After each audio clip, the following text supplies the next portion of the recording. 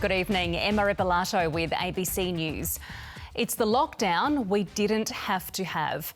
A single lie which shut down the entire state. The culprit deliberately misled contact tracers about his second job at the Woodville Pizza Bar, sparking alarm about how easily he contracted the coronavirus. And that led to the toughest restrictions anywhere in Australia since the start of the pandemic. Authorities are furious. They've moved immediately to provide some reprieve. But the lock-in isn't over yet. State political reporter Isabel Dayman joins us from Woodville. Isabel, why can't we go back to normal straight away? Well, Emma, we're still in lockdown because this pizza bar is still considered a dangerous COVID hotspot. This one lie means health authorities now have a lot of work to do to catch up on the contact tracing they should have been able to do several days ago. Police have been parked here guarding the shop, anticipating backlash for much of the afternoon, and the response from the community has been strong. People have been going online to vent their anger through reviews left for the shop, and the backlash on social media has been vicious.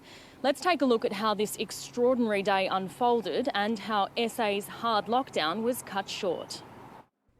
An entire state locked down, all over a lie.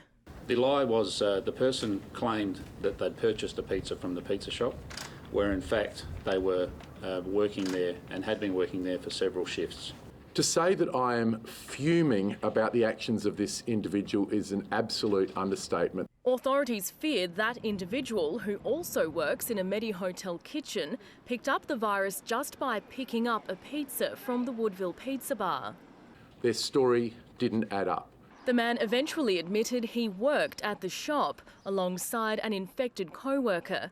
The entire lockdown potentially avoidable. I absolutely am convinced that it was the right decision, and I have no regrets whatsoever. Why the man lied about his movements remains unknown or undisclosed. At the appropriate time when we have that information available, we will provide further information as far as we can in accordance with privacy principles. 99.9% of people that we interview for contact tracing give us the right information. The lockdown will now end at midnight on Saturday, but other restrictions will remain in place. The threat from the cluster far from over. This person's failure to be truthful with contact tracers means that his close associates, who we understand he's had close contact with, have not been identified and are currently in the community. Not in the community though, the 3 new cases recorded today already quarantining. Among them, another aged care worker from Anglicare's Brompton facility.